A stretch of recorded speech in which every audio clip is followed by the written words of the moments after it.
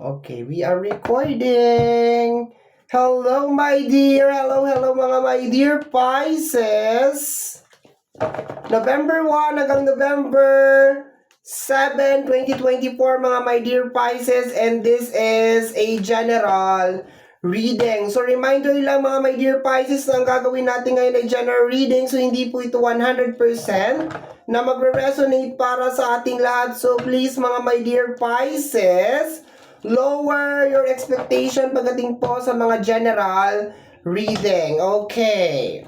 Naubos ko na lahat ng hyper na energy ko kay Aquarius.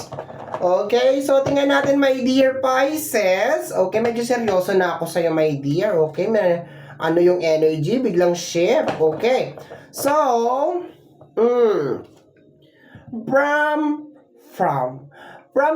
diba? From November 1 hanggang November 7, mga my dear Pisces, I will be, okay, kukuha tayo ng mga baraha, my dear, sa bawat araw, from November 1 hanggang November 7, 2024, mga my dear, and titingnan natin yung eksena ng bawat araw, okay? Di kasi ako sanay, pag bigla akong naging seryoso na energy, I don't know why, kung bakit nagiging ganun yung energy, I don't know, siguro dahil sa energy mo, sisihin kita, ganon, but, yun na nga. Okay, meron seryoso na energy. Parang, ano ba? Ano ba? Hindi ako sanay. Okay, let's go tayo mga my dear Pisces. November 1, focus na tayo sa energy, my dear. Okay? Focus na tayo. Never mind about the feelings. Okay? What are you feeling right now? It doesn't really matter. Ay! Ganun. Okay, let's go tayo. November 1, my dear. November 1 at iaangat ko ang aking mga braso sa lamesa kasi mauuga ka. Okay, November 1 energy is the 9 of Pentacles. Okay? Maganda tong card na to, energy of single energy. All the single ladies, all the single guys. All the single ladies, all the single guys. Okay.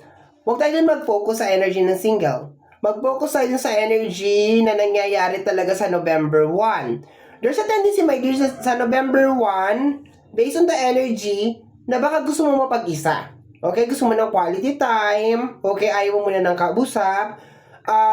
Baka gusto mo rin, my dear, na meron kang bilhin para sa sarili mo. You wanted to treat yourself.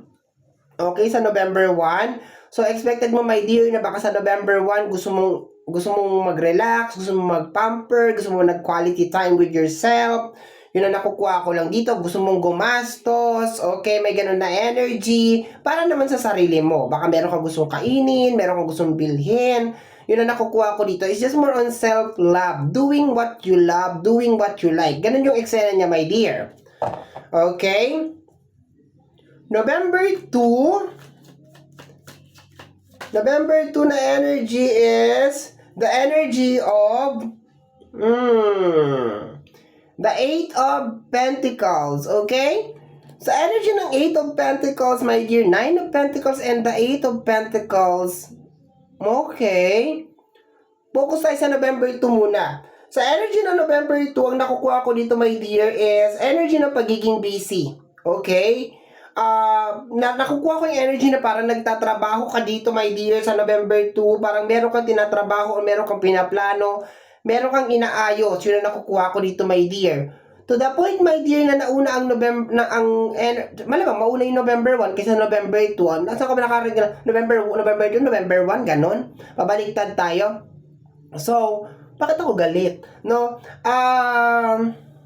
Nauna yung November 9 of Pentacles over here, which is energy of pamper. I think parang ang nakukuha ko dito, my dear, ang November 1 at saka November 2 is an energy, yung gagawin mo na November 1, ito yung parang magmo-motivate sa'yo, my dear, sa November 2 para magawa mo yung mga bagay na gusto mong mangyari. Nakakaramdam ako, my dear Pisces, ng gumagawa ka ng paraan para ma-motivate ka. Yun ang nakukuha ko, my dear, dito sa dalawang card na to. Para mag-focus ka sa trabaho, para kung ano may ginagawa mo, mag-review or something, gumagawa ka ng paraan para maibalik mo yung focus mo, yung concentration mo doon sa gusto mo mangyari. So, there's a tendency na ganun yung Ganun yung senaryo. Let's go tayo ng November 3. Kumakati na naman yung lalamunan ko. Okay. Excuse me po. We have here the energy of the Wheel of Fortune and the Seven of Pentacles. Okay. Sa energy ng Wheel of Fortune, kasi kung titignan mo yung Seven of Pentacles, ito yung parang typical na ang nakukuha ko sa kanya is parang, alam mo, meron kang mga ine-expect in life, tapos, parang pinanghinaan ka na sa kung ano may ine-expect ka sa pera, parang ganun, tapos parang pinanghihinaan ka na makukuha mo yung mga bagay na yun ang nakukuha ko dito. Ang naging maganda lang sa kanya, my dear, is naging partner niya is yung Wheel of Fortune. So, there's a tendency, my dear, na baka meron mga bagay sa buhay mo, my dear, na parang nararamdaman ko yung energy ng pagiging dismayado. Parang nadidismaya ka kasi hindi mo nakuha o hindi mo na-achieve yung mga bagay na yun, my dear Pisces. Or parang iba sa ine-expect mo. Expectation versus reality. Parang ganun yung nangyayari. Parang ang nakukuha ko, my dear, is yung meron kang ine-expect na mangyayari, tapos iba yung nangyayari sa reality, tapos parang pinanghihinaan ka ng loob, parang ganon. I think this is more on previous na energy.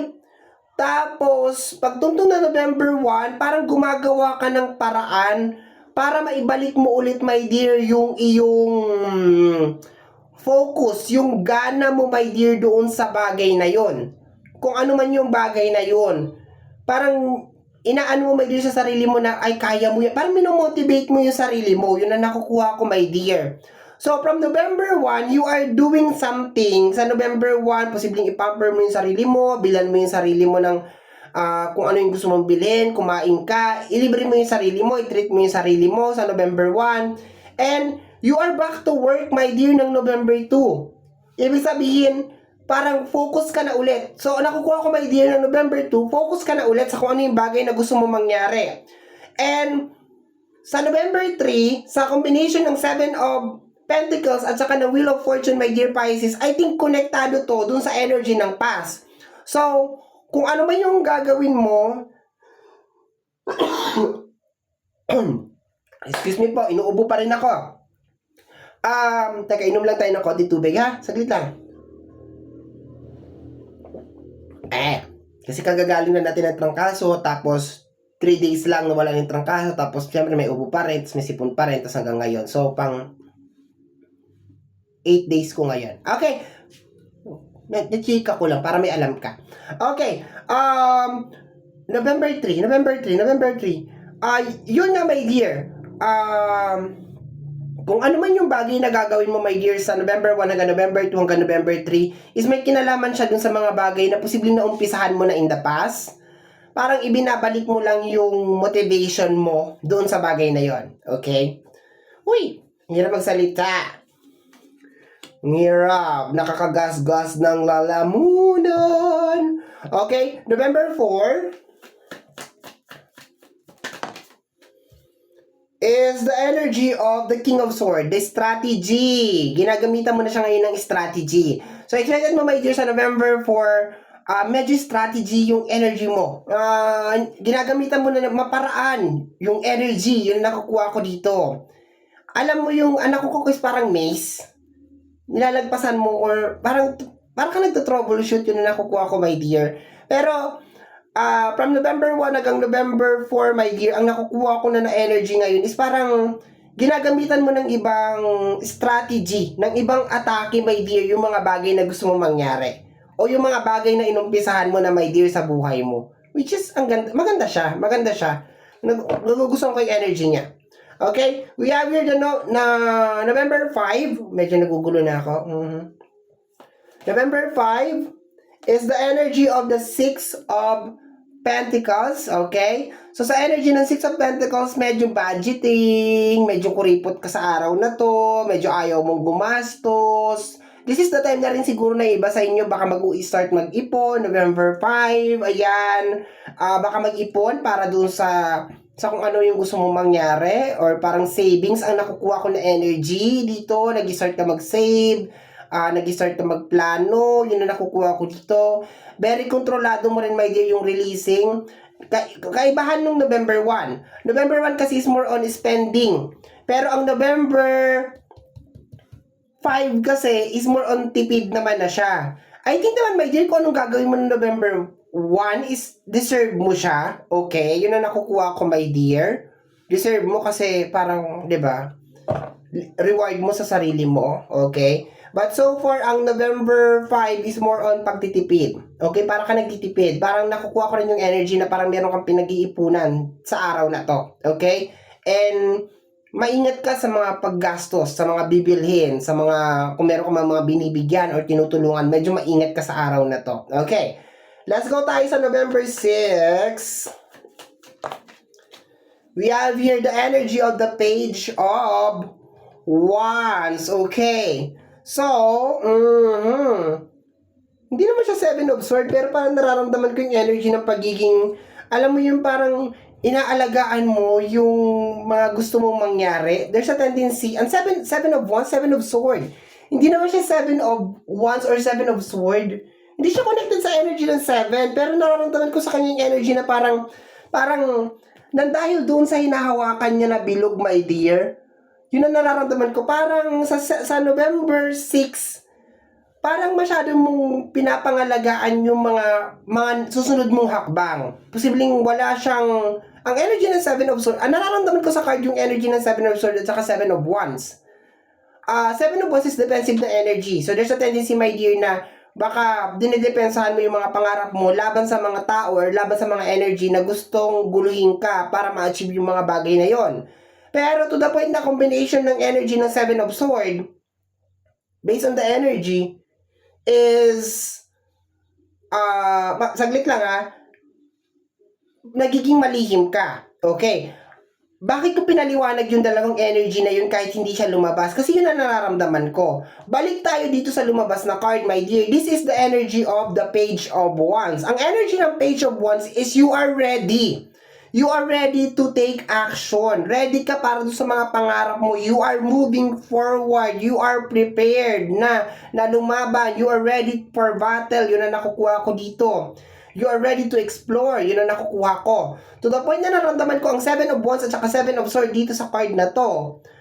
Angel 77 din. Posible din, my dear, i-search mo yung Angel 77. Okay, hindi ko siya papaliwanag dito kung ano ibig sabihin ng Angel 77, 77, dalawang 7. Search mo pagkatapos ng reading na to. And there's a tendency, my dear, na talagang kung ano yung mga bagay na gagawin mo, my dear, from November 1 hanggang November 7 is you will be very secretive and hindi mo hahayaan na sirain ng ibang tao ito. Okay? And November 1, 9 of Pentacles, energy of single energy, hindi naman literal na single ka. Posible, my dear, na maski mag-isa ka lang kakayanin mo to. With or without help ng mga tao sa paligid mo. Okay, yun ang nakukuha ko. Last day, November 7, we have here the 5 of Wands. Say, yay. Sa energy ng 5 of Wands, my dear, this is energy of distraction. Nag-aaway-away sila dyan, my dear. Bottom deck of the card is the Hangman. Okay. 5 of Wands. My dear, sa 7, teka naramdaman ko yung energy ng 7 of Wands kanina. At saka 7 of Swords. 7 of Wands is energy of defensive energy. Defensive energy or parang putting boundary. Teka lang 7 of Swords is energy na malihim or backstabbing energy. Lumabas yung conflict na card, 5 of Wands sa November 7. November 7, so ibig sabihin, kasi wala akong masyado nakukong energy dito. Ang nakuha ko lang, my dear, is parang may tension. Yun ang nakuha ko. So parang naghahanap ako ng energy at bumalik ako ulit dun sa 7-7. So, ibig sabihin, my dear, sa November 6, you are protecting yourself from people na posibleng sirain ang mga pangarap mo at aatake sila, my dear, ng November 7. So, ibig sabihin, alam mo na, my dear Pisces, in advance, na itong mga...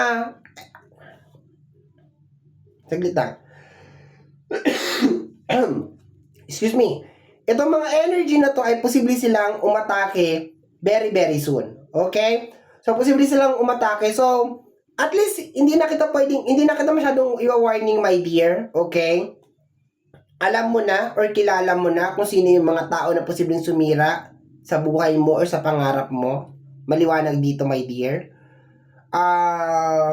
Siguro kaya din, my dear, minomotivate mo yung sarili mo kasi alam mo na rin siguro, my dear, na hindi ka makakakuha ng motivation galing sa kanila. And ayun, developing new strategy para matupad mo yung mga pangarap mo. Trying again na ma-achieve yung mga bagay na posibleng gusto mong ma-achieve in life. Okay, yun na nakukuha ko dito. Okay, may yun, naiintindihan mo ba ako? Bottom deck of the card is the Hangman, okay? Sa energy ng Hangman and the may gusto mag-trigger sa'yo, my dear. Or meron gusto na ayaw ka maging successful, my dear. My dear Pisces, maliwanag dito. Kasi meron kang World card, meron kang Five of Sword. Five of Wands. Nandito sila sa bottom deck of the card. And the Hangman. Ibig sabihin, lagi kanila nilalagay sa alanganin. Gusto nila na yung attention mo, my dear, ay nasa kanila lang. Yun ang nakukuha ko, my dear. Pero based on the energy na nakukuha ko, my dear, hindi naman talaga ganun talaga komplikado yung buhay mo. Kailangan mo, naghahanap ka lang siguro ng support system or you are expecting support system galing sa pamilya, galing sa friends, galing sa relationship, pero parang hindi mo na-achieve talaga yun ng 100% based on your expectation. Kaya ang ginagawa mo, my dear, sa November 1, you are motivating yourself, you are treating yourself, tinitreat mo yung sarili mo, binibigyan mo ng reward yung sarili mo para mag-focus ka ulit doon sa mga bagay na gusto mo mangyari.